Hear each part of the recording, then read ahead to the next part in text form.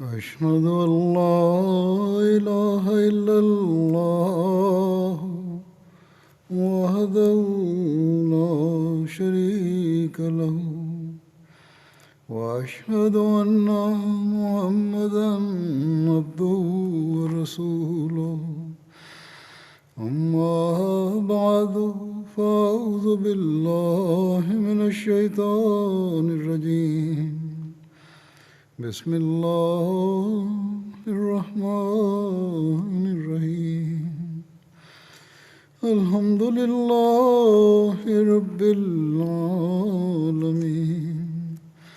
الرحمن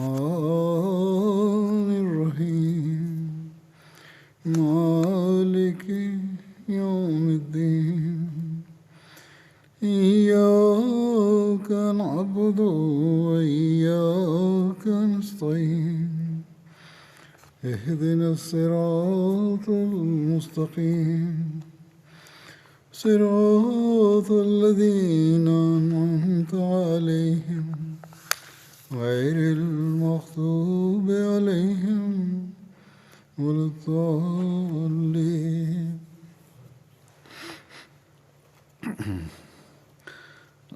حضرت عثمان رضی اللہ عنہ کا ذکر چل رہا تھا،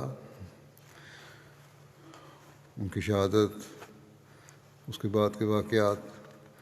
اس میں حضرت مسلم موعود رضی اللہ عنہ نے بھی لکھا ہے شہادت کے بعد کے ایام کے بارے میں کچھ مختصر تحریر ہے. اب لکھتے ہیں کہ اب مدینہ انہی لوگوں کے قبضے میں رہ گیا، اور ان ایام میں ان لوگوں نے جو حرکات کیں وہ نہایت حیرت انگیز ہیں. حضرت عثمان کو شہید تو کر چکے تھے، ان کی نعش کے دفن کرنے پر بھی ان کو اعتراض ہوا، اور 3 دن تک آپ کو دفن نہ کیا جا سکا. آخر صحابہ کی ایک جماعت نے ہمت کر کے رات کے وقت آپ کو دفن کیا. ان لوگوں کے راستوں میں بھی انہوں نے روکیں ڈالیں، لیکن بعض لوگوں نے سختی سے مقابلہ کرنے کی دھمکی دی تو دب گئے.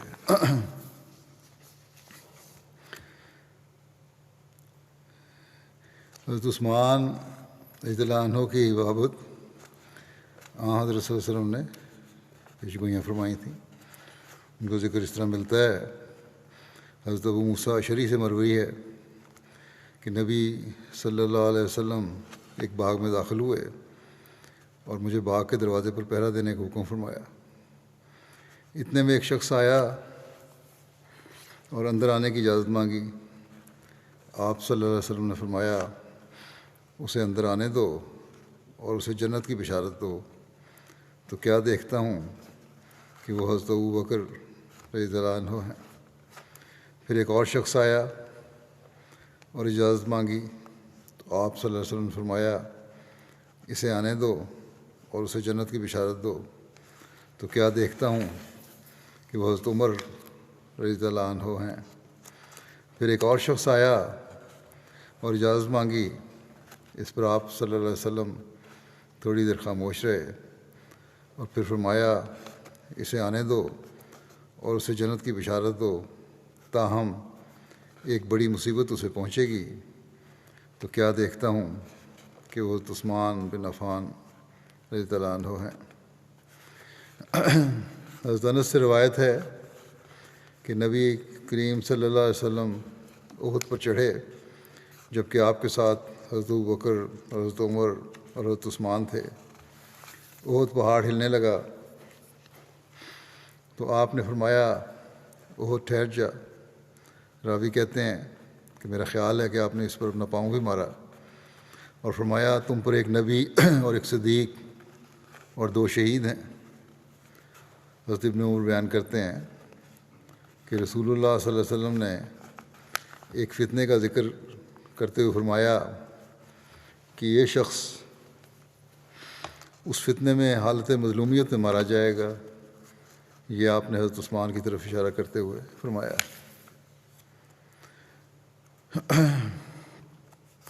حضرت عثمان کہ جو آپ نے ترکہ چھوڑا تھا اس کے بارے میں جو ذکر ملتا ہے وہ یہ ہے، عبید اللہ بن عبداللہ بن عتبہ بیان کرتے ہیں کہ جس روز حضرت عثمان شہید کیے گئے اس روز آپ کے خزانچی کے پاس آپ کے 3 کروڑ 5 لاکھ درہم اور 1.5 لاکھ دینار پڑے تھے، وہ سب لوٹ لیے گئے۔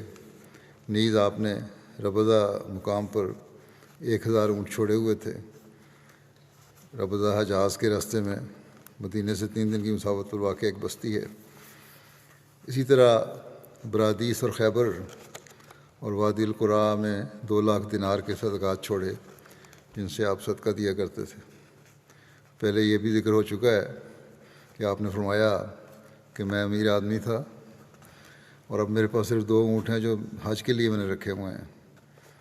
ہو سکتا ہے کہ یہ جو بات کی جا رہی ہے یہ اس وقت کی ہو جب قومی خزانے میں اس قدر مال ہو جو راوی نے حضرت عثمان کی ذات کی طرف منسوب کر دی ہے، اور یہ بھی ہو سکتا ہے کہ ان کی ذاتی بھی ہوں تو اپنی ذات پر اب خرچ نہیں کرتے تھے بلکہ صدقات اور قومی ضروریات پر یہ خرچ کیا کرتے تھے۔ بہرحال ایک روایت ہے جو میں نے بیان کی، اس سے پہلے ان کے اپنے حوالے سے بھی ایک روایت بیان ہو چکی ہے۔ اور خزانچیوں کے خزانے کی حفاظت کے لیے جو مقرر کیے تھے آدمی، اس سے بھی یہی ظاہر ہوتا ہے کہ وہ قومی خزانہ تھا یا جو جس کی حفاظت کے لیے آپ نے مقرر کیا تھا۔ صحابہ حضرت عثمان کے واقع شہادت کے بارے میں جو بیان کرتے ہیں وہ اس طرح ہے۔ حضرت علی سے پوچھا گیا کہ آپ ہمیں حضرت عثمان کے بارے میں کچھ بتائیں۔ آپ نے فرمایا وہ تو ایسا شخص تھا جو ملائے اعلیٰ میں بھی ذو النورین کہلاتا تھا، اللہ تعالیٰ کے نزدیک بھی وہ ذو النورین تھا۔ حضرت علی نے فرمایا حضرت عثمان ہم سب میں سے سب سے بڑھ کر صلہ رحمی کرنے والے تھے۔ حضرت عائشہ کو جب حضرت عثمان کی شہادت کی خبر ملی تو انہوں نے فرمایا ان لوگوں نے آپ کو قتل کر دیا، حالانکہ آپ ان سب سے زیادہ صلہ رحمی کرنے والے اور ان سب سے زیادہ رب کا تقوی اختیار کرنے والے تھے۔ حضرت صلی اللہ علیہ وسلم کی جو اپنے دامادوں کے حق میں دعا ہے اس کی بھی ایک روایت ملتی ہے۔ الاستیاب میں لکھا ہے کہ حضرت صلی اللہ علیہ وسلم نے فرمایا کہ میں نے اپنے رب عز و جل سے یہ دعا مانگی ہے کہ وہ کسی ایسے شخص کو آگ میں داخل نہ کرے جو میرا داماد ہو یا جس کا میں داماد ہوں۔ حضرت عثمان کے لباس اور حلیے کے بارے میں بیان کیا جاتا ہے۔ محمود بن لبید بیان کرتے ہیں کہ انہوں نے حضرت عثمان بن عفان کو ایک خچر پر اس حالت میں سوار دیکھا کہ آپ کے جسم پر 2 زرد چادریں تھیں۔ حکم بن سلط بیان کرتے ہیں کہ میرے والد نے مجھے بتایا کہ انہوں نے حضرت عثمان کو خطاب کرتے ہوئے دیکھا جبکہ آپ پر سیاہ رنگ کی چادر تھی اور آپ نے مہندی کا خضاب لگایا ہوا تھا۔ سلیم ابو عامر بیان کرتے ہیں کہ انہوں نے حضرت عثمان بن عفان پر ایک یمنی چادر دیکھی جس کی قیمت 100 درہم تھی۔ محمد بن عمر بیان کرتے ہیں کہ میں نے عمر بن عبداللہ، عروہ بن خالد اور عبد الرحمن بن ابو زناد سے حضرت عثمان کا حلیہ وغیرہ کے بارے میں پوچھا۔ ان سب نے بغیر اختلاف کے کہا کہ آپ نہ پستہ قد تھے، نہ پست قد تھے، نہ ہی بہت لمبے۔ آپ کا چہرہ خوبصورت، جلد نرم، داڑھی گھنی اور لمبی، رنگ گندمی، جوڑ مضبوط، کندھے چوڑے، سر کے بال گھنے تھے۔ آپ داڑھی کو خضاب سے پیلا کرتے تھے۔ واقد بن ابو یاسر بیان کرتے ہیں کہ حضرت عثمان نے اپنے دانتوں کو سونے کی تار سے باندھا ہوا تھا۔ موسیٰ بن طلحہ بیان کرتے ہیں کہ میں نے حضرت عثمان کو دیکھا کہ آپ جمعہ کے روز باہر تشریف لاتے تو آپ پر 2 زرد چادریں ہوتیں، پھر آپ ممبر پر تشریف رکھتے اور مؤذن اذان دیتا، پھر جب مؤذن خاموش ہو جاتا تو ایک ٹیڑھی مٹھ والا عصا، سہارا اس کی ہینڈل تھا، عصا کا سہارا لے کر کھڑے ہوتے اور عصا ہاتھ میں لیے خطبہ دیتے۔ پھر آپ ممبر سے اترتے اور مؤذن اقامت کہتا۔ حسن بیان کرتے ہیں کہ میں نے حضرت عثمان کو مسجد میں اپنی چادر کا تکیہ بنا کر سوتے ہوئے دیکھا۔ موسیٰ بن طلحہ بیان کرتے ہیں کہ جمعہ کے روز حضرت عثمان نے ایک عصا کا سہارا لیا ہوا تھا۔ آپ تمام لوگوں سے زیادہ خوبصورت تھے۔ آپ پر 2 زرد رنگ کے کپڑے ہوتے تھے، ایک چادر اور ایک تہبند، یہاں تک کہ آپ ممبر پر آتے اور اس پر بیٹھ جاتے۔ حضرت صلی اللہ علیہ وسلم کی ایک انگوٹھی تھی جسے محمد رسول اللہ لکھا ہوا تھا، کندھا تھا، وہ حضرت صلی اللہ علیہ وسلم استعمال کیا کرتے تھے۔ اس کے بارے میں روایت آتی ہے، حضرت انس بن مالک بیان کرتے ہیں کہ جب نبی اکرم صلی اللہ علیہ وسلم نے روم کے بادشاہ کی طرف خط لکھنے کا ارادہ فرمایا تو آپ سے عرض کیا گیا کہ اگر اس خط پر کوئی مہر نہ لگی ہوئی ہوگی تو آپ کا خط نہیں پڑھیں گے۔ اس پر آپ نے چاندی کی ایک انگوٹھی بنوائی جس پر یہ نقش تھا، محمد رسول اللہ۔ راوی کہتے ہیں گویا میں ابھی بھی انگوٹھی کی سفیدی کو آپ کے ہاتھ میں دیکھ رہا ہوں، اتنا تازہ ہے وہ بات مجھے۔ حضرت انس بیان کرتے ہیں کہ نبی کریم صلی اللہ علیہ وسلم کی انگوٹھی آپ کے ہاتھ میں رہی، آپ کے بعد حضرت ابوبکر کے ہاتھ میں رہی، حضرت ابوبکر کے بعد حضرت عمر کے ہاتھ میں رہی۔ پھر جب حضرت عثمان کا دور آیا تو ایک بار عریس نامی کنویں پر بیٹھے تھے آپ۔ راوی کہتے ہیں کہ آپ نے وہ انگوٹھی نکالی اور اس سے کھیلنے لگے، وہ گر گئی، یعنی انگلی پہ پھیرنے لگے ہوں گے۔ تو راوی کہتے ہیں کہ ہم نے حضرت عثمان کے ہمراہ 3 روز تک اسے تلاش کیا اور کنویں کا سارا پانی بھی باہر نکالا، لیکن وہ انگوٹھی نہ مل سکی۔ اس انگوٹھی کے گم ہونے کے بعد حضرت عثمان نے اسے ڈھونڈ کر لانے والے کے لیے مال کثیر دینے کا اعلان کیا، اور اس انگوٹھی کے گم ہونے کا آپ کو بہت زیادہ غم ہوا۔ جب آپ اس انگوٹھی کے ملنے سے اس کی تلاش سے مایوس ہو گئے تو آپ نے ویسی ہی چاندی کی ایک اور انگوٹھی بنانے کا حکم دیا۔ چنانچہ بالکل ویسی ہی ایک انگوٹھی تیار کی گئی جس کا نقش بھی محمد رسول اللہ تھا۔ وہ انگوٹھی آپ نے اپنے وفات تک پہنے رکھی۔ آپ کی شہادت کے وقت وہ انگوٹھی کسی نامعلوم شخص نے لے لی۔ عشرہ مبشرہ میں بھی آپ شامل تھے۔ حضرت عبد الرحمن بن اخنس سے مروی ہے کہ وہ مسجد میں تھے کہ ایک شخص نے حضرت علی کا بے ادبی سے ذکر کیا۔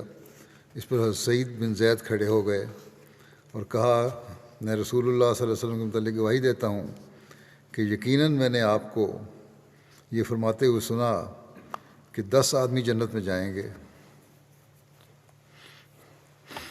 نبی صلی اللہ علیہ وسلم جنت میں ہوں گے، ابو بکر جنت میں ہوں گے، عمر جنت میں ہوں گے، عثمان جنت میں ہوں گے، علی جنت میں ہوں گے، طلحہ جنت میں ہوں گے، عبد الرحمن بن عوف جنت میں ہوں گے، زبیر بن عوام جنت میں ہوں گے، سعد بن مالک جنت میں ہوں گے، اور اگر میں چاہوں تو 10ویں کا نام بھی لے سکتا ہوں۔ راوی نے کہتے ہیں کہ لوگوں نے کہا کہ 10واں کون ہے؟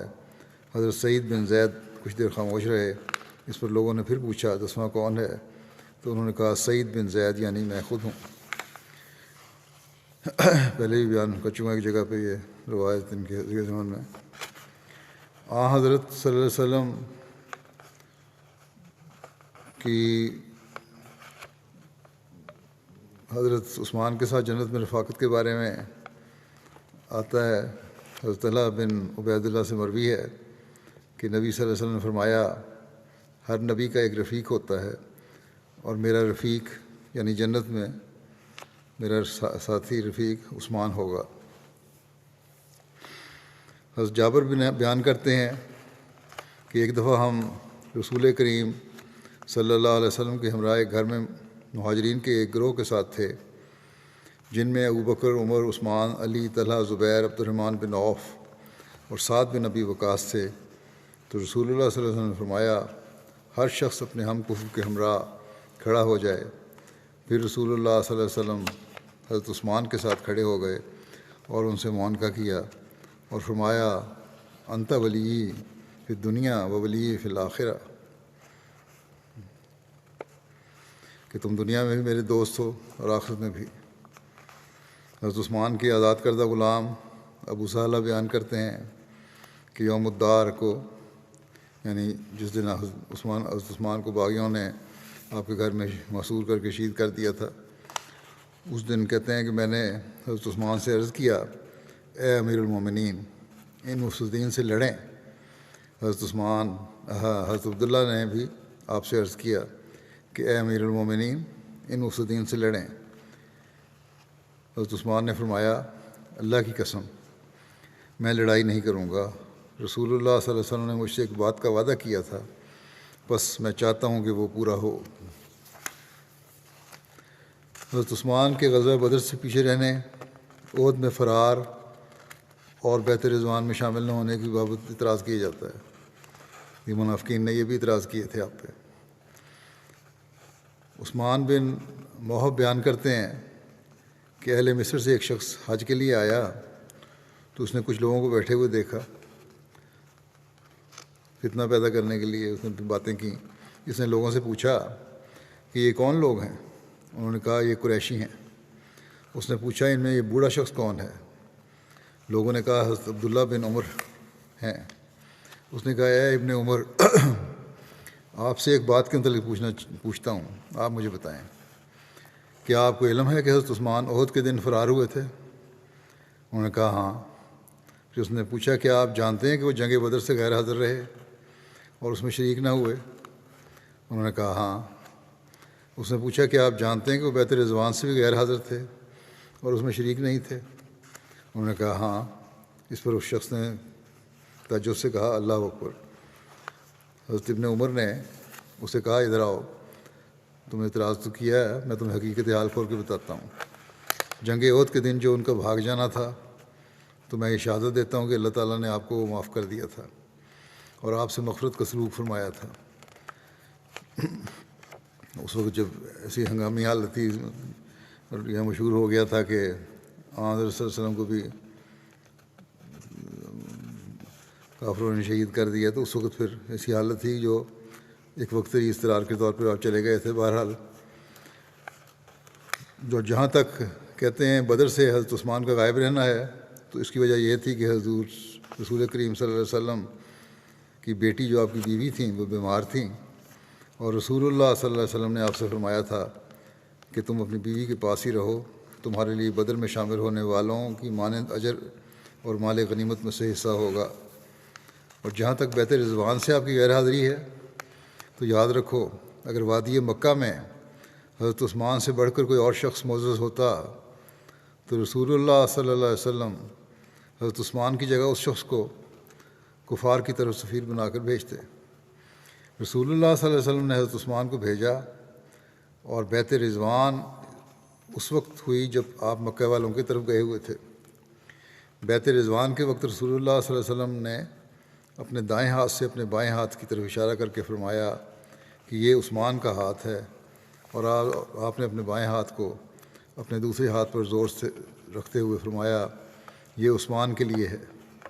حضرت ابن عمر نے یہ بیان فرمانے کے بعد اس شخص سے کہا اب یہ باتیں اپنے ساتھ لے جاؤ، اور یاد رکھنا یہ کوئی اعتراض کی باتیں نہیں ہیں، جاؤ۔ بخاری کی روایت ہے یہ۔ حضرت صلی اللہ علیہ وسلم کی زندگی میں مسجد نبوی کی توسیع ہوئی تھی، اس میں بھی حضرت عثمان کو حصہ لینے کی توفیق ملی۔ ابو ملی اپنے والد سے روایت کرتے ہیں کہ نبی کریم صلی اللہ علیہ وسلم نے مسجد مدینہ کی توسیع کے لیے زمین کے ایک ٹکڑے کے مالک کو، جو ایک انصاری تھا، فرمایا تمہارے لیے اس خطے کے بدلے جنت میں گھر ہوگا، مگر اس نے دینے سے انکار کر دیا۔ اس پر حضرت عثمان آئے اور اس شخص سے کہا کہ تمہارے لیے اس خطے کے بدلے میں 10,000 درہم دیتا ہوں، اس ٹکڑا زمین کے بدلے۔ آپ نے اس سے وہ قطعہ خرید لیا۔ پھر حضرت عثمان نبی کریم صلی اللہ علیہ وسلم کے پاس آئے اور عرض کی یا رسول اللہ، آپ مجھ سے زمین کا یہ ٹکڑا خریدیں جو میں نے انصاری سے خریدا ہے۔ اس پر آپ نے وہ زمین کا ٹکڑا حضرت عثمان سے جنت میں گھر کے بدلے خرید لیا۔ وہی بات آن صلی اللہ علیہ وسلم نے پھر حضرت عثمان کو فرمائی کہ تمہارا جنت میں گھر ہوگا۔ حضرت عثمان نے بتایا کہ میں نے 10,000 درہم کے بدلے میں اسے خرید لیا ہے۔ اس کے بعد نبی صلی اللہ علیہ وسلم نے ایک اینٹ رکھی، پھر آپ صلی اللہ علیہ وسلم نے حضرت ابوبکر کو بلایا تو انہوں نے بھی ایک اینٹ رکھی، پھر حضرت عمر کو بلایا، انہوں نے بھی ایک اینٹ رکھی، پھر حضرت عثمان آئے اور انہوں نے بھی ایک اینٹ رکھی، پھر آپ صلی اللہ علیہ وسلم نے باقی لوگوں سے فرمایا کہ اب تم سب اینٹیں رکھو، تو ان سب نے رکھیں۔ اس طرح یہ جو ایکسٹینشن اس کی ہوئی تھی اس کی بنیاد پڑی۔ ثمامہ بن حزم قشیری بیان کرتے ہیں کہ میں محاصرے کے وقت حاضر تھا جب حضرت عثمان نے جھانک کر لوگوں سے فرمایا، جب حضرت عثمان کے گھر کا محاصرہ کیا گیا تھا، حضرت عثمان نے فرمایا، تمہیں اللہ اور اسلام کی قسم دے کر پوچھتا ہوں، کیا تم جانتے ہو کہ جب رسول اللہ صلی اللہ علیہ وسلم مدینہ تشریف لائے تو روما نامی کنویں کے علاوہ میٹھے پانی کا کوئی انتظام نہ تھا؟ آپ نے فرمایا، آپ صلی اللہ علیہ وسلم نے فرمایا، کون ہے جو روما کنویں کو خریدے گا تاکہ وہ اس میں اپنا ڈول مسلمانوں کے ڈول کے ساتھ ڈالے، یعنی یہ خود بھی پیے اور مسلمان بھی اس سے پئیں، اور جنت میں اس کے لیے اس سے بہتر بدلہ ہوگا۔ اس پر میں نے وہ کنواں، حضرت عثمان نے کہا کہ میں نے وہ کنواں اپنی ذاتی مال سے خریدا اور اس میں اپنا ڈول مسلمانوں کے ڈولوں کے ساتھ ڈالا، اور آج تم مجھے اس سے پانی پینے سے روکتے ہو اور چاہتے ہو کہ میں سمندر کا پانی پینے پر مجبور ہو جاؤں۔ اس پر لوگوں نے کہا، اللہ کی قسم، آپ نے درست فرمایا ہے۔ پھر حضرت عثمان نے فرمایا، میں تمہیں اللہ اور اسلام کی قسم دے کر پوچھتا ہوں، کیا تم جانتے ہو کہ میں نے جیش اسرا غزوہ تبوک کے لشکر کی تیاری اپنے مال سے کی تھی؟ اس پر لوگوں نے کہا، اللہ کی قسم ایسا ہی ہے۔ پھر آپ نے فرمایا، میں تمہیں اللہ اور اسلام کی قسم دے کر پوچھتا ہوں، کیا تم جانتے ہو کہ یہ مسجد نبوی جب نمازیوں کے لیے تنگ ہو گئی تو رسول اللہ صلی اللہ علیہ وسلم نے فرمایا، جو شخص فلاں خاندان سے زمین کا یہ ٹکڑا خرید کر مسجد شامل کر دے گا تو اس کے لیے جنت میں اس سے بہتر ہوگا۔ چنانچہ میں نے زمین کا ٹکڑا اپنے ذاتی مال سے خرید کر مسجد میں شامل کر دیا، اور اب تم لوگ مجھے اس مسجد میں 2 رکعت نماز پڑھنے سے بھی روک رہے ہو۔ اس پر ان لوگوں نے کہا، اللہ کی قسم ایسا ہی ہے۔ پھر آپ نے فرمایا، میں تمہیں اللہ اور اسلام کی قسم دے کر پوچھتا ہوں، کیا تم جانتے ہو کہ رسول اللہ صلی اللہ علیہ وسلم مکہ کی سبیر نامی پہاڑی پر تھے اور آپ کے ہمراہ حضرت ابوبکر اور حضرت عمر اور میں تھا۔ جب پہاڑی لرزی تو رسول اللہ صلی اللہ علیہ وسلم نے اس پر اپنا پاؤں مارتے ہوئے فرمایا، اے سبیر، ٹھہر جا، کیونکہ تجھ پر ایک نبی اور ایک صدیق اور 2 شہید ہیں۔ اس پر ان لوگوں نے کہا، اللہ کی قسم ایسا ہی ہے۔ آپ نے فرمایا، اللہ اکبر، رب کعبہ کی قسم، ان لوگوں نے میرے حق میں یہ گواہی دے دی ہے، یعنی یہ کہ میں شہادت کا مقام پانے والا ہوں۔ مسجد نبوی کی توسیع بھی، مزید توسیع جو ہوئی وہ حضرت عثمان کے زمانے میں ہوئی تھی زیادہ تر، اس لیے اس کی مختصر تاریخ اور ابتدائی حالات اور پھر توسیع کے بارے میں جو بھی بیان ہے وہ بتاتا ہوں۔ پہلے تو بیان کیا گیا ہے نا، توسیع کی گئی آن وسلم کے زمانے میں۔ اس کے بارے میں جو ایک نوٹ یہ بھی ہے کہ ماہ ربیع الاول 1 ہجری بمطابق اکتوبر 622 کے آخر میں رسول اللہ صلی اللہ علیہ وسلم نے اپنے دست مبارک سے مسجد نبوی کا سنگ بنیاد رکھا۔ بنیاد تقریباً 3 ذرا یعنی 1.5 میٹر گہری تھی۔ بنیاد کے لیے پتھر سے گھڑی ہوئی اینٹوں سے دیوار بنائی گئی، جبکہ اوپر کی دیوار گارے سے بنی اور دھوپ میں سکھائی گئی کچی اینٹوں سے بنائی گئی تھی۔ دھوپ میں سکھائی گئی کچی اینٹوں سے بنائی گئی تھی دیوار۔ مسجد کی دیواریں، اس کی مسجد کی جو تعمیر کی جو تاریخ ہے وہ ہے، اور ساتھ ساتھ اس میں توسیع کا بھی ذکر آ جائے گا۔ مسجد کی دیواریں تقریباً 1.25 میٹر چوڑی رکھی گئی تھیں، تقریباً 2-2.5 فٹ، جن کی اونچائی تقریباً 7 ذرا یعنی تقریباً 3.5 میٹر تھی۔ مسجد نبوی کی تکمیل ماہ شوال 1 ہجری اپریل 623 عیسوی میں ہوئی۔ حضرت خارجہ بن زید بن ثابت کی روایت ہے کہ رسول اللہ صلی اللہ علیہ وسلم نے اپنی مسجد کا طول 70 ذرا تقریباً 35 میٹر اور عرض 60 ذرا تقریباً 30 میٹر رکھا تھا۔ رسول کریم صلی اللہ علیہ وسلم کے دور میں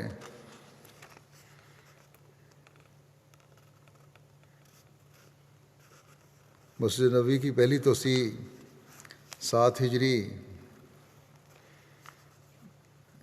محرم 7 ہجری جون 628 عیسوی میں ہوئی، جب رسول اللہ صلی اللہ علیہ وسلم نے غزوہ خیبر سے کامیاب ہو کر لوٹے تو آپ نے مسجد نبوی کی توسیع اور تعمیر نو کا حکم جاری فرمایا۔ مسجد کی توسیع جنوبی یعنی جانب قبلہ اور مشرقی جانب نہ کی گئی، زیادہ تر توسیع شمالی جانب کی گئی اور کچھ مغربی جانب بھی۔ شمالی جانب صحابہ کرام کے چند گھر تھے، اس جانب ایک انصاری صحابی کا گھر تھا جس کو اپنا مکان دینے میں کچھ پس و پیش تھا۔ ایسے میں جیسا کہ پہلے بیان ہو چکا ہے، حضرت عثمان بن عفان نے اپنی جیب سے 10,000 دینار دے کر گھر خرید لیا اور نبی کریم صلی اللہ علیہ وسلم کی خدمت میں پیش کیا۔ اس طرح مسجد کی توسیع زیادہ تر شمالی جانب اور مغربی جانب ممکن ہو سکی۔ اس توسیع کے بعد مسجد کا کل رقبہ 100x100 ذرا یعنی 50x50 میٹر ہو گیا۔ حضرت عمر کے دور میں مسجد نبوی کی دوسری توسیع ہوئی 17 ہجری میں۔ حضرت عبداللہ بن عمر سے مروی ہے کہ رسول اللہ صلی اللہ علیہ وسلم کے دور میں مسجد کچی اینٹوں سے بنی ہوئی تھی، جس کی چھت کھجور کی ٹہنیوں اور پتوں سے بنی ہوئی تھی اور ستون کھجور کے تنوں کے تھے۔ حضرت بکر صدیق نے اس کو اسی حالت میں رہنے دیا اور اس میں کوئی تبدیلی یا توسیع نہیں کی۔ حضرت عمر نے اس کی تعمیر نو اور توسیع کروائی، مگر اس کی حیت اور طرز تعمیر میں کوئی تبدیلی نہیں کروائی، جس طرح تھا انہی بنیادوں پر یا اسی طرح پرانا حصہ تھا رہنے دیا۔ انہوں نے بھی اسے اسی طرح کے طرز تعمیر سے بنوایا، صرف ایکسٹینشن ہوئی۔ چھت پہلے کی طرح کھجور کے پتوں کی ہی رہی، انہوں نے صرف ستون لکڑی کے ڈلوا دیے۔ حضرت عمر 17 ہجری میں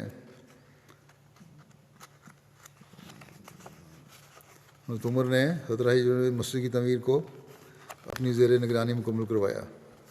اس توسیع کے بعد مسجد کا رقبہ تقریباً 50x50 میٹر ہو گیا،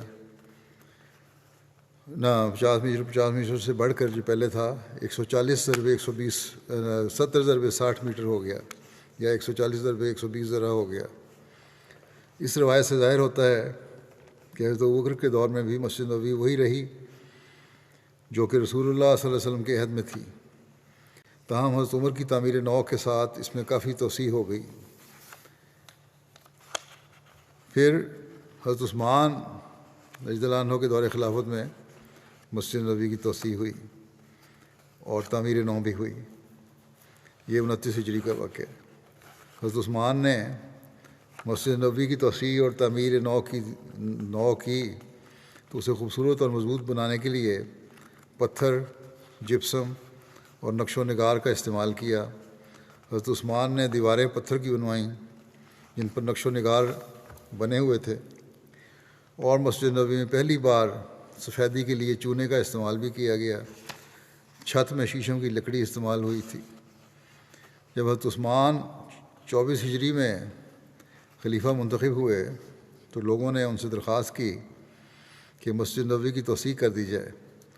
انہوں نے صحن کی تنگی کی شکایت کی، خاص طور پر نماز جمعہ کے اجتماعات پر ایسا اکثر ہوتا کہ لوگوں کو مسجد کے باہر والے حصے میں نماز ادا کرنی پڑتی تھی۔ لہذا حضرت عثمان نے صحابہ کرام سے مشورہ کیا۔ سب کی رائے یہی تھی کہ پرانی مسجد کو مسمار کر کے اس کی جگہ نئی مسجد تعمیر کر دی جائے، پہلی مسجد گرا دیا جائے، نئی تعمیر کی جائے۔ ایک دن حضرت عثمان نے نماز ظہر کے بعد ممبر پر خطبہ دیا اور فرمایا، تمام تعریفیں اللہ کے لیے ہیں، میں مسجد کو مسمار کر کے اس کی جگہ نئی مسجد بنانا چاہتا ہوں، اور میں شہادت دیتا ہوں کہ میں نے رسول اللہ صلی اللہ علیہ وسلم کی زبان مبارک سے سنا ہے کہ جو بھی مسجد بناتا ہے اللہ تعالیٰ اس کو جنت میں ایک گھر عطا کر دیتا ہے۔ مجھ سے پہلے حضرت عمر فاروق تھے، ان کے ہاتھوں مسجد نبوی کی توسیع اور تعمیر نو میرے لیے ایک مثال اور نظیر ہے۔ میں نے صاحب الرائے اصحاب سے مشورہ کیا ہے اور ان سب کی متفقہ رائے یہی ہے کہ مسجد نبوی کو مسمار کر کے اسے دوبارہ بنایا جانا چاہیے۔ جب حضرت عثمان نے مسجد کی تعمیر نو کا منصوبہ پیش کیا تو چند صحابہ کرام نے اس معاملے میں اپنے تحفظات پیش کیے، ان کا خیال تھا گرانی نہیں چاہیے۔ ان میں وہ صحابہ کرام شامل تھے جو بالکل مسجد نبوی کے قریب مقیم تھے اور جن کے مکانات اس منصوبے سے متاثر ہوتے نظر آ رہے تھے۔ عوام کی اکثریت نے تو اس منصوبے کی حمایت کی، مگر چند صحابہ کرام نے اعتراض کیا۔ حضرت افلا بن حمید نے بیان کیا کہ جب حضرت عثمان نے چاہا کہ ممبر پر تشریف لا کر لوگوں کی رائے معلوم کریں تو مروان بن حکم نے کہا بلا شبہ یہ ایک نیک کام ہے، لہذا کیا ضرورت ہے کہ آپ لوگوں کی رائے معلوم کریں۔ اس پر حضرت عثمان نے ان کی سرزنش کی اور سرزنش کرتے ہوئے فرمایا تیرا بھلا ہو، میں کسی معاملے میں لوگوں پر جبر و اکراہ کا قائل نہیں ہوں، مجھے ان سے ضرور مشورہ کرنا ہے۔ آپ نے فرمایا میں اپنی رائے کو لوگوں پر مسلط کرنا نہیں چاہتا، میں تو جو کام بھی کروں گا ان کی مرضی سے کروں گا۔ پھر جب آپ نے اپنے منصوبے کے متعلق اہل الرائے اصحاب کو اعتماد میں لے لیا تو مسجد نبوی کی شمالی جانب واقع گھروں کو خرید کر ان کی زمین حاصل کی، اگرچہ آپ نے معاوضہ کے طور پر ان اصحاب کو کافی رقوم پیش کی تھیں، مگر پھر بھی چند اصحاب اپنے مکانات دینے کے حق میں نہ تھے اور تقریباً 4 سال گزر گئے مگر کوئی خاطر خواہ کامیابی نہ ہو سکی۔ حضرت عبید اللہ خلانی سے مروی ہے کہ جب لوگ اپنے مکانات دینے کے لیے پس و پیش کر رہے تھے اور دلائل طوالت پکڑتے جا رہے تھے تو میں نے حضرت عثمان کو کہتے ہوئے سنا تم لوگ بہت باتیں بنا چکے، میں نے رسول اللہ صلی اللہ علیہ وسلم کو ارشاد فرماتے ہوئے سنا تھا کہ جو کوئی اللہ تعالیٰ کی رضا جوئی کے لیے مسجد کی تعمیر کرے گا اللہ تعالیٰ اجر میں اس کے لیے ایسا ہی محل جنت میں تعمیر کروائے گا۔ اسی طرح حضرت محمود بن لبید سے روایت ہے کہ جب حضرت عثمان نے مسجد نبوی کی تعمیر نو کا ارادہ کیا تو لوگوں کو ان کا منصوبہ پسند نہ آیا۔ ان کا اصرار تھا کہ مسجد نبوی کو اسی حالت میں رہنے دیا جائے جیسا کہ رسول اللہ صلی اللہ علیہ وسلم کے عہد میں تھی۔ اس پر آپ نے فرمایا جو کوئی اللہ تعالیٰ کی رضا جوئی کے لیے مسجد تعمیر کرے گا اللہ تعالیٰ اجر میں اس کے لیے ایسا ہی محل جنت میں تعمیر کروائے گا۔ جب حضرت عثمان لوگوں کو قائل کرنے میں کامیاب ہو گئے تو آپ نے ماہ ربیع الاول 29 ہجری 649 عیسوی نومبر 649 عیسوی میں کام کی ابتدا کروا دی۔ تعمیر نو کے کام میں صرف 10 ماہ صرف ہوئے اور یوں 1 محرم 30 ہجری کو مسجد نبوی تیار ہو گئی۔ آپ بنفس نفیس کام کی نگرانی فرماتے تھے، دن کے وقت ہمیشہ روزہ رکھتے اور رات کے وقت اگر نیند مجبور کرتی تو مسجد نبوی میں ہی سستا لیا کرتے تھے۔ حضرت عبد الرحمن بن سفینہ سے مروی ہے کہ میں نے دیکھا کہ مسجد کی تعمیر کے لیے مسالہ اٹھا اٹھا کر حضرت عثمان غنی کے پاس لایا جاتا، اور میں نے یہ بھی دیکھا کہ وہ ہمیشہ اپنے پاؤں پر کھڑے کھڑے کاریگروں سے کام کرواتے اور پھر جب نماز کا وقت آ جاتا تو ان کے ساتھ نماز ادا کرتے اور پھر کبھی کبھی وہیں سو بھی جایا کرتے تھے۔ حضرت عثمان نے مسجد نبوی کو جنوب میں قبلے کی جانب وسعت دی اور اس کی قبلہ کی دیوار کو اس جگہ تک لے آئے جہاں کہ آج تک ہے۔ شمالی جانب اس میں 50 ذرا تقریباً 25 میٹر کا اضافہ کیا گیا اور کچھ توسیع مغربی جانب بھی کروائی گئی۔ البتہ شرقی جانب جہاں حجرات مبارکہ تھے کوئی توسیع نہیں کی گئی۔ اس کے بعد مسجد نبوی کا کل رقبہ 160 ضرب 150 ذرا یعنی تقریباً 80 ضرب 75 میٹر ہو گیا۔ حضرت عثمان کے دور میں مسجد کے دروازوں کی تعداد 6 تھی۔ پہلی مرتبہ مسجد نبوی میں پتھروں پر نقش و نگار بنوائے گئے، اس میں سفیدی کروائی گئی۔ حضرت خارجہ بن زید کے بیان کے مطابق حضرت عثمان نے مسجد نبوی کی شرقی اور غربی جانب کی دیواروں میں روشن دان رکھوائے تھے۔ مسجد نبوی کی توسیع کے لیے حضرت عثمان کو جو مکان لینے پڑے ان میں ام المومنین حضرت حفصہ کا حجرہ بھی شامل تھا، جن کو اس کا متبادل مکان دیوار قبلہ سے متصل جنوب مشرقی کونے پر دے دیا گیا تھا، اور ایک دریچے کے ذریعے سے ان کی آمد و رفت حجرے تک ممکن اور آسان بنا دی گئی تھی۔ اس کے علاوہ حضرت جعفر بن ابو طالب کے ورثاء سے ان کے مکان کا نصف حصہ 1,00,000 درہم کے عوض خریدا گیا، اور اس طرح داراللباس کا کچھ حصہ خرید کر مسجد نبوی میں شامل کیا گیا تھا۔ دیوار قبلہ کو جنوبی جانب لے جانے کے علاوہ سب سے نمایاں فرق جو کہ مسجد نبوی میں ہوا وہ یہ تھا کہ محراب نبوی کی جگہ مقام قبلہ بھی اس کی سیدھ میں اتنا ہی آگے لے جانا پڑا جہاں تک دیوار قبلہ لے جائی گئی تھی، جو عین اسی جگہ پر تھی جہاں آج کل ہم محراب عثمانی کو دیکھتے ہیں۔ وہاں علامتی محراب بھی بنائی گئی تھی۔ مٹی کے گارے کی جگہ انہوں نے پیسا ہوا پتھر استعمال کروایا تھا، اور پتھر سے بنے ہوئے ستون میں سیسے کی بنی سلاخیں ڈلوائی گئی تھیں۔ اس بات کا خاص اہتمام رکھا گیا تھا کہ نئے ستون انہی ستونوں کی جگہ استوار کیے جائیں جہاں نبی کریم صلی اللہ علیہ وسلم کے دور مبارکہ میں کھجور کے تنے سے بنے ہوئے ستون ہوا کرتے تھے۔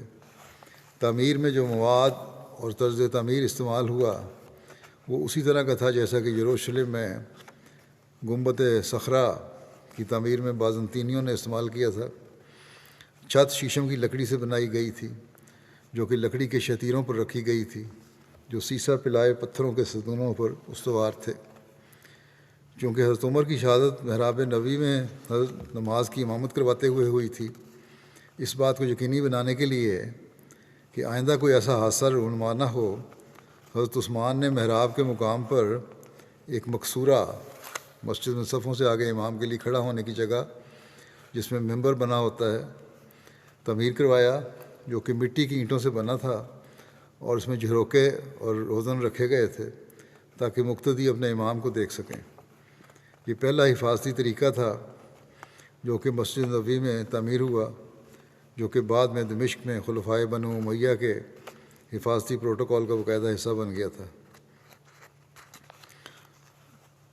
یعنی محراب کو دیوار بنا کے محفوظ کیا گیا تھا، لیکن مقتدی دیکھ سکتے تھے امام کو۔ بہرحال اس کے بعد پھر مختلف وقتوں میں مسجد کی توسیع ہوتی رہی ہے۔ حضرت مسیح موعود علیہ الصلوۃ والسلام بیان فرماتے ہیں کہ حضرت عثمان کو تو میں حضرت سلیمان سے تشبیہ دیتا ہوں، ان کو بھی عمارات کا بڑا شوق تھا۔ حضرت علی کے وقت میں اندرونی فتنے ضرور تھے، ایک طرف معاویہ تھے اور دوسری طرف علی، اور ان فتنوں کے باعث مسلمانوں کے خون بہے۔ 6 سال کے اندر اسلام کے لیے کوئی کارروائی نہیں ہوئی۔ اسلام کے لیے تو عثمان تک ہی ساری کارروائیاں ختم ہو گئیں، پھر تو خانہ جنگی شروع ہو گئی۔ حضرت مسیح علیہ السلام فرماتے ہیں کہ یہ ضروری نہیں ہے کہ مسجد مرصع اور پکی عمارت کی ہو، بلکہ صرف زمین روک لینی چاہیے اور وہاں مسجد کی حد بندی کر دینی چاہیے، اور بانس وغیرہ کوئی چھپر وغیرہ ڈال دو تاکہ بارش وغیرہ سے آرام ہو۔ خدا تعالیٰ تکلفات کو پسند نہیں کرتا۔ حضرت صلی اللہ علیہ وسلم کی مسجد چند کھجوروں کے شاخوں کی تھی اور اسی طرح چلی آئی۔ پھر حضرت عثمان نے اس لیے کہ ان کو عمارت کا شوق تھا اپنے زمانے میں اسے پختہ بنوایا تھا۔ مجھے خیال آیا کرتا ہے کہ حضرت سلیمان اور عثمان کا قافیہ خوب ملتا ہے، شاید اسی مناسبت سے ان کو ان باتوں کا شوق تھا۔ مسجد الحرام کی توسیع 26 ہجری میں ہوئی۔ 26 ہجری میں حضرت عثمان نے حرم کے نشانات کی اثر نو و تجدید کی اور مسجد الحرام کی توسیع فرمائی اور ارد گرد کے مکانات خرید کر مسجد الحرام میں شامل کیے۔ بعض لوگوں نے اپنی رضامندی سے مکانات فروخت کر دیے، لیکن بعض اپنے مکانات فروخت کرنے پر راضی نہ ہوئے۔ حضرت عثمان نے ان کو ہر ممکن طریقے سے راضی کرنے کی کوشش کی، لیکن وہ اپنے موقف پر قائم رہے۔ آخر حضرت عثمان کے حکم سے وہ تمام مکانات گرا دیے گئے اور ان کی قیمت آپ نے بیت المال میں جمع کرا دی۔ اس پر ان لوگوں نے حضرت عثمان کے خلاف شور مچایا تو آپ نے انہیں گرفتار کر کے جیل بھیجنے کا حکم دیا۔ پھر ان سے مخاطب ہو کر آپ نے فرمایا، کیا تم جانتے ہو کس بات کی وجہ سے تم میرے خلاف یہ جرأت ہوئی ہے؟ اس جرأت کا سبب صرف میرا حلم ہے۔ حضرت عمر نے بھی تمہارے ساتھ ایسا ہی معاملہ کیا تھا، مگر ان کے خلاف تو تم لوگوں نے کوئی ہنگامہ نہ کیا تھا۔ اس کے بعد عبداللہ بن خالد بن اسید نے حضرت عثمان سے ان ہنگامہ کرنے والوں کے بارے میں بات کی تو انہیں چھوڑ دیا گیا۔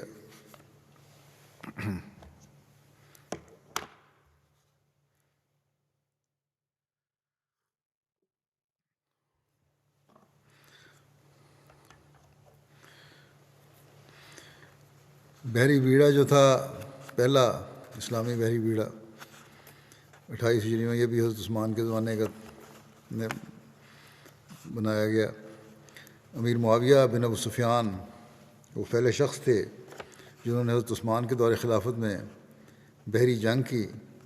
امیر معاویہ نے حضرت عمر سے بھی بحری جنگ کی اجازت مانگی تھی، لیکن آپ نے اجازت نہیں دی تھی۔ جب حضرت عثمان خلیفہ منتخب ہوئے تو امیر معاویہ نے آپ سے بھی بار بار تذکرہ کیا اور اجازت مانگی۔ آخر حضرت عثمان نے اجازت دے دی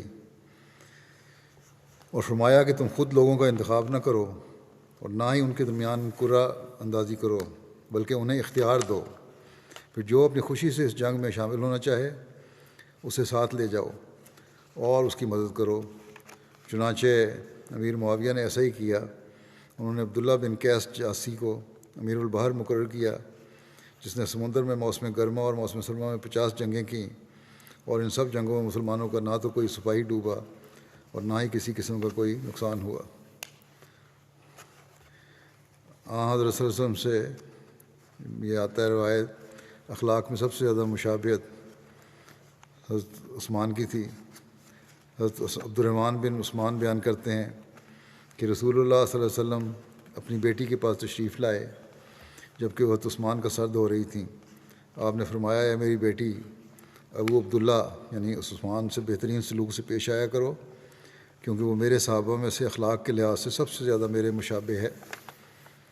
حضرت یحییٰ بن عبد الرحمن بن حاتب بیان کرتے ہیں کہ میں نے اپنے والد کو یہ کہتے ہوئے سنا کہ میں نے رسول اللہ صلی اللہ علیہ وسلم کے صحابہ میں سے بات کو مکمل اور خوبصورت رنگ میں بیان کرنے میں حضرت عثمان سے بہتر کسی کو نہیں دیکھا، تاہم اب زیادہ بات چیت سے گریز کرتے تھے۔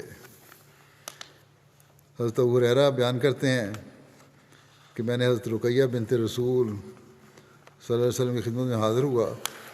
غالباً یہاں حضرت رقیہ کی جگہ حضرت ام کلثوم مراد ہو سکتی ہیں، کیونکہ روایت میں ہے کہ غزوہ بدر کے موقع پر حضرت رقیہ کی وفات ہو گئی تھی، اور حضرت ابو ہریرہ اس کے 5 سال کے بعد مسلمان ہوئے تھے اور مدینہ آئے تھے۔ تو حضرت ام کلثوم مراد ہو سکتی ہیں کیونکہ ان کی وفات 9 ہجری میں ہوئی تھی۔ بہرحال یہ روایت ہے کہ بنت رسول صلی اللہ علیہ وسلم کی خدمت میں حاضر ہوا جو حضرت عثمان کی بیوی تھیں، اور ان کے ہاتھ میں کنگھی تھی۔ انہوں نے بتایا کہ ابھی ابھی رسول اللہ صلی اللہ علیہ وسلم میرے پاس سے تشریف لے گئے ہیں اور میں نے آپ کے سر میں کنگھی کی ہے۔ تو آپ نے مجھ سے پوچھا کہ تم ابو عبداللہ حضرت عثمان کو کیسا پاتی ہو؟ میں نے عرض کیا، بہت عمدہ۔ آپ نے فرمایا، پس تو بھی ان سے عزت سے پیش آیا کر، کیونکہ وہ میرے صحابہ میں سے اخلاق کے لحاظ سے مجھ سے سب سے زیادہ مشابہت رکھتے ہیں۔ یہ ذکر ابھی عثمان کا یہاں ختم کرتا ہوں۔ آج بھی میں نے کچھ جنازے پڑھانے ہیں، ان کا ذکر کرنا چاہتا ہوں۔ پہلا جنازہ ہے مبشر احمد رند صاحب ابن احمد بخش صاحب مولم وقف دید روا کا، جو 10 مارچ کو بقضاء الہی وفات پا گئے تھے۔ انا للہ و انا الیہ راجعون۔ آپ کا تعلق بستی رنداں ضلع ڈیرہ غازی خان سے تھا، پیدائشی احمدی تھے۔ 1990 میں تھلپارکر سے بطور معلم انہوں نے وقف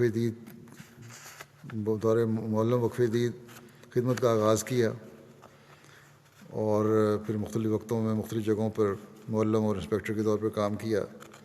جہاں بھی آپ کو بھجوایا گیا ہمیشہ لبیک کہتے رہے اور کبھی کوئی عذر پیش نہیں کیا، وقف کو ہمیشہ وفا کے ساتھ نبھانے کی کوشش کی۔ اپنوں اور غیروں سب نے آپ کے بارے میں لکھا ہے کہ انتہائی محنتی، دعا گو، باقاعدگی سے تہجد ادا کرنے والے، بہترین داعی اللہ، اچھے مقرر، بہت ملنسار، مہمان نواز، خوش مزاج اور عاجز انسان تھے۔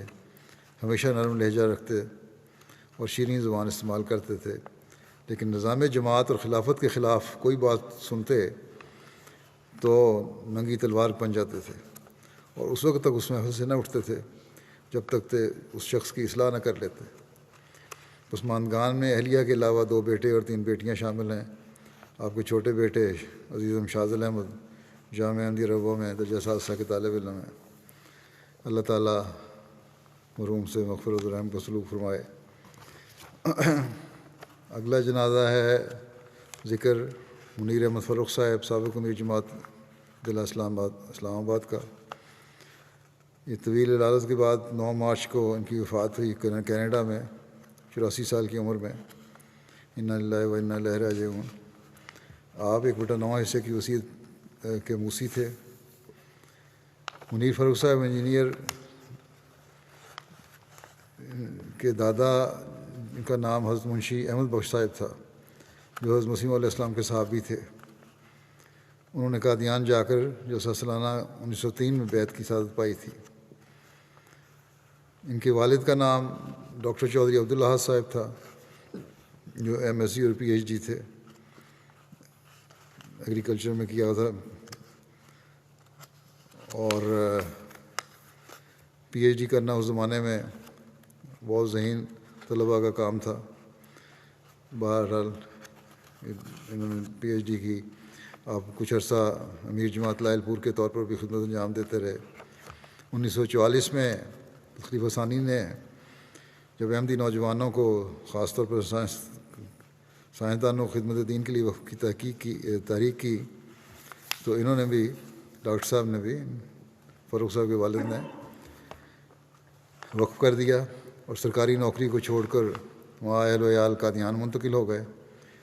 حضرت خلیفۃ المسیح ثانی کی براہ راست نگرانی میں فضل عمر ریسرچ انسٹیٹیوٹ کا قیام عمل میں آ چکا تھا۔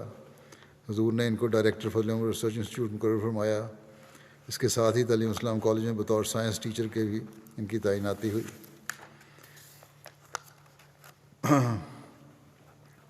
فاروق صاحب نے university of engineering and technology سے الیکٹریکل انجینئرنگ کی ڈگری حاصل کی، اور پھر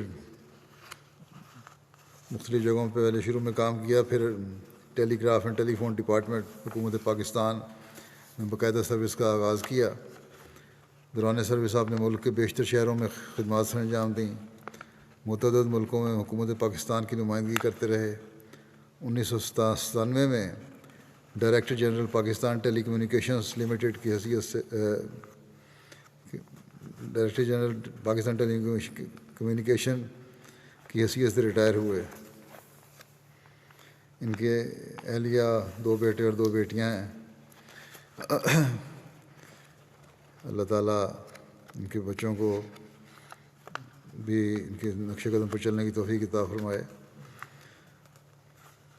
راولپنڈی میں قیام کے دوران قائد ضلع مجلس خدام احمدیہ کے طور پر ان کو خدمت کی توفیق ملی، اور یہ دور تھا 1974 کا، پورا شوب دور تھا، اور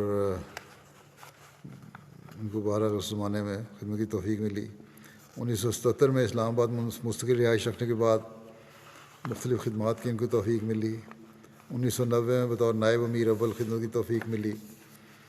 پھر جب ریٹائرمنٹ ہوئی تو انہوں نے وقف کیا، خلیفۃ مسیح رابع کی خدمت میں وہ پیش کیا، اور جو منظور ہوا۔ پھر 1999 کو بطور امیر جماعت اسلام آباد شہر اور ضلع ان کی خدمت کی ذمہ داری ملی۔ روا میں جو ان کے کام ہے ڈائریکٹ ڈائلنگ سہولت مہیا کرنے کے لیے انہوں نے ڈیجیٹل ایکسچینج کا قیام کافی کوشش کی، اور مرکزی فنانس کمیٹی کے ممبر تھے، IEEE کے ایگزیکٹو ممبر تھے، اور مختلف شعبوں میں ان کو اعزازی طور پر بھی اور ویسے بھی خدمت کی توفیق ملی۔ 1996 میں حضرت خلیفۃ مسیح رابع نے ڈائریکٹر فضل عمر فاؤنڈیشن کو مقرر فرمایا، جو آخر تک دم تک یہ اس پہ قائم تھے، خدمت پہ کام کرتے رہے۔ 1980 میں خلیفۃ مسیح ثالث کے دور میں روا میں جو جلسہ سالانہ کے موقع پر غیر ملکی مہمانوں کے لیے جلسہ سالانہ کی تقاریر کے ترجمے کی سہولت کے لیے آغاز ہوا، جب تو MG انجینئرس کی ایک ٹیم تیار کی گئی تھی، اور اس میں بھی انہوں نے بڑی محنت سے کام کیا اور نمایاں کام کرنے کی توفیق ملی، اور اس کے منظم اعلیٰ بھی اس ٹیم کے مدیر فروخ صاحب بھی تھے۔ اپریل 1984 میں جب انگلستان ہجرت کی خلیفہ مسیح رابع نے، تو یہاں UK کے جلسہ سالانہ میں بھی باقاعدگی سے ہر سال آتے تھے، اور ٹرانسلیشن کا کام ان کے سپرد ہوتا تھا، لوگوں تک ٹرانسلیشن پہنچانا، اور بڑی آسن رنگ میں انہوں نے یہ کام سر انجام دیا، بڑی محنت سے کام کیا کرتے تھے۔ ان کے دور امارت میں اسلام آباد میں بھی جماعتی تعمیرات بہت زیادہ ہوئی ہیں۔ ان کے ایک بیٹے کہتے ہیں کہ جماعتی کاموں میں بچوں کو بڑھ چڑھ کر حصہ لینے کی تلقین کرتے تھے، گورنمنٹ کی ملازمت کرنے کے باوجود جماعت کی خدمت میں ہمیشہ پیش رہتے تھے، ملازمت سے سیدھا جماعت کے دفتر آتے اور جماعتی ذمہ داریاں نبھاتے، ہر سال جلسہ سالانہ UK کے لیے خصوصاً چھٹی بچا کے رکھتے تھے۔ ملازمت کے دوران MD ہونے کی وجہ سے ان کی پوسٹنگ دور دراز علاقے میں ڈیرہ اسماعیل خان میں ہو گئی، اور اس وقت کے وزیر اعظم بھٹو صاحب نے کہہ دیا ان کو دوبارہ اسلام آباد نہیں لگانا، لیکن اللہ تعالیٰ نے فضل فرمایا، پھر ان کی دوبارہ پوسٹنگ اسلام آباد ہی ہوئی، اور وہاں سے پھر ان کو مختلف ممالک میں حکومت کے نمائندے کے طور پر جانے کی بھی توفیق ملی۔ اللہ تعالیٰ ان سے مغفرت اور رحم کو بھی سلوک فرمائے۔ اگلا جنازہ ہے بریگیڈیئر ریٹائرڈ محمد لطیف صاحب کا، جو سابق امیر ضلع راولپنڈی تھے۔ 28 فروری کو 77 سال کی عمر میں ان کی وفات ہوئی ہے۔ انا للہ و انا الیہ راجعون۔ بریگیڈیئر لطیف صاحب نے اپنے والد صاحب کے ہمراہ تقریباً 1955 میں احمدیت قبول کی تھی۔ بریگیڈیئر صاحب کے والد صاحب 2000 میں فوت ہوئے تھے۔ اس کے بعد خاندان میں بریگیڈیئر صاحب اکیلے احمدی تھے، یعنی ان کے بچوں کے علاوہ۔ ان کے ایک اہلیہ، 2 بیٹے اور 2 بیٹیاں ہیں۔ اللہ تعالیٰ ان کے بچوں کو بھی ان کے نقش قدم پر چلنے کی توفیق عطا فرمائے۔ سن 2000 میں اپنی ریٹائرمنٹ کے بعد اپنا سارا وقت جماعتی خدمات میں جلانے میں صرف کیا۔ سیکرٹری امور عامہ اور نائب امیر ضلع راولپنڈی تھے۔ 2019 سے تا وفات 2021 تک بطور امیر ضلع راولپنڈی خدمت میں جانے کی توفیق ملی۔ تقریباً 20 سال تک ان کو جماعتی خدمت کی توفیق ملی۔ بڑے ہمدرد، غریبوں کا خیال رکھنے والے، جماعتی خدمت کو فضل الہی سمجھ کر ادا کرنے والے تھے، اور اپنے بچوں کو بھی یہی تلقین کرتے رہے۔ آخری بیماری کی شدت میں بھی جماعتی خدمت کے لیے مرکز سے کسی بھی عہدیدار نے جب بھی بلایا فوراً چلے جاتے تھے، اور اپنی بیماری کی پرواہ نہیں کی۔ کینسر کی بیماری تھی انہیں، اور اپنا علاج بھی کرواتے تھے، ساتھ ہی خدمت پہ ہر وقت حاضر رہتے تھے، اور کبھی انکار نہیں کیا۔ اللہ تعالیٰ ان سے مغفرت اور رحم کو سلوک فرمائے۔ اگلا جنازہ ہے مکرم کونوک بیک عمر بیکوف صاحب۔ کونوک بیک عمر بیکوف صاحب کرغزستان کے احمدی ہیں۔ 22 فروری کو 67 سال کی عمر میں وفات پا گئے۔ انا للہ و انا الیہ راجعون۔ الیاس کوباتوف نیشنل پریزیڈنٹ جو ہیں کرغزستان کے، لکھتے ہیں کہ خاکسار کا مکرم کو نوک بیگ صاحب سے 15 سال سے بھی زیادہ عرصے کا تعلق ہے۔ مرحوم جماعت احمدیہ کے رجستان کے ابتدائی احمدیوں میں سے ایک تھے۔ مرحوم نے سن 2000 میں احمدیت قبول کی۔ مرحوم بہت مخلص اور وفاشار احمدی تھے، ہمیشہ جماعتی پروگرام میں حصہ لیتے اور باقاعدگی سے جماعتی چندوں اور دوسری مالی قربانیوں میں حصہ لیتے تھے اور بروقت اپنا وعدہ پورا کرتے تھے۔ بروقت پنجگانہ نماز ادا کرتے اور باقاعدگی سے تہجد ادا کرتے تھے۔ سوویت یونین کے دور میں اپنی جوانی کے وقت میں مرحوم ملک کی بڑی بڑی تنظیموں اور کاروباری اداروں میں سب سرکردہ عہدوں پر فائز تھے اور اپنی دیانتداری، شرافت اور محنت کے سبب سب ان کی بہت تعریف کرتے تھے۔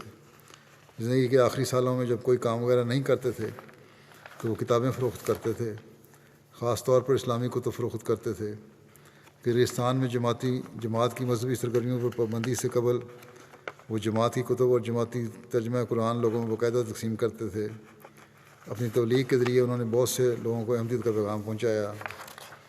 مرحوم نے اپنے پیچھے اپنی بیوی اور 7 سال کا بیٹا یادگار چھوڑے ہیں کہ یہ دوسری اہلیہ ہیں۔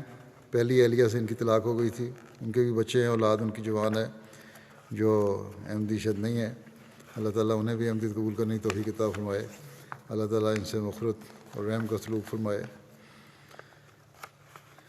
مبلغ صاحب لکھتے ہیں کہ رشین زبان میں قرآن کریم کا ترجمہ شائع ہوا تو بعض غلطات کی نشاندہی کی انہوں نے، تو میں نے کہا کہ پھر اس کو پورا پڑھیں قرآن کریم اور مکمل نشاندہی کریں۔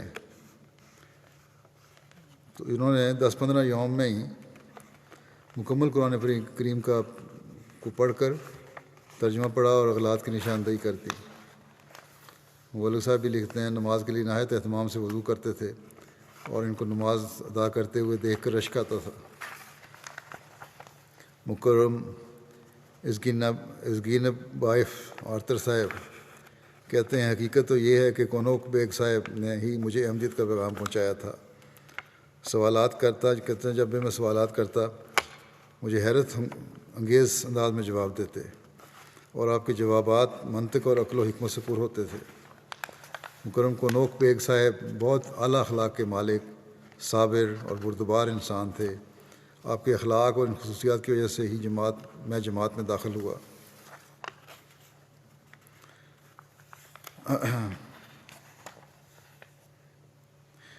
باقاعدہ جب میں نے تحریک کی ہے روزہ رکھنے کی، نفلی روزہ رکھنے کی اور دعاؤں کی، تو یہ پیر کو بھی اور جمعرات کو بھی روزہ رکھا کرتے تھے۔ تو ان کو کہا گیا کہ ہفتے میں 1 دن رکھا کریں، تو انہوں نے کہا کہ میں پیر کو بھی روزہ رکھتا ہوں اور جمعرات کو بھی رکھتا ہوں تاکہ خلافت کی ہر آواز پر لبیک کہنے والا بن جاؤں۔ خلافت کے فدائی تھے، خطبہ جمعہ باقاعدہ رشین زبان میں سنا کرتے تھے۔ بڑے عاجز اور خاکسار انسان تھے، بڑے خوش مزاج تھے، بڑے شوق سے جیسے پہلے بھی کہا دعوت اللہ کیا کرتے تھے۔ اللہ تعالیٰ ان سے مغفرت اور رحم کا سلوک فرمائے، سب مرحومین کی درجات بلند فرمائے اور ان کی نسلوں میں بھی ان کی نیکیاں جاری فرمائے۔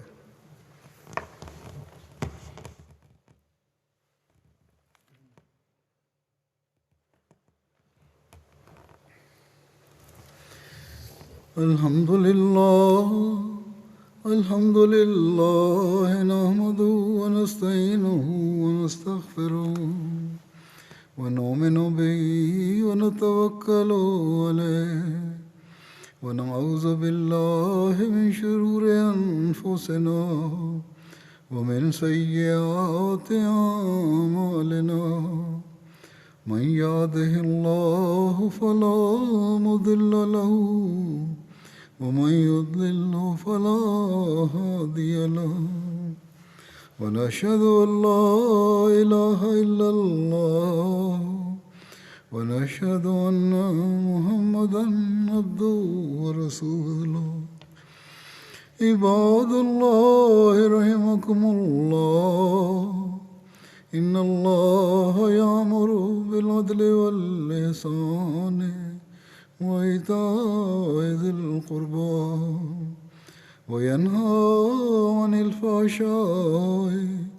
والمنكر والبغي يعظكم لعلكم تذكرون اذكروا الله يذكركم وادعوه يستجب لكم ولذكر الله أكبر.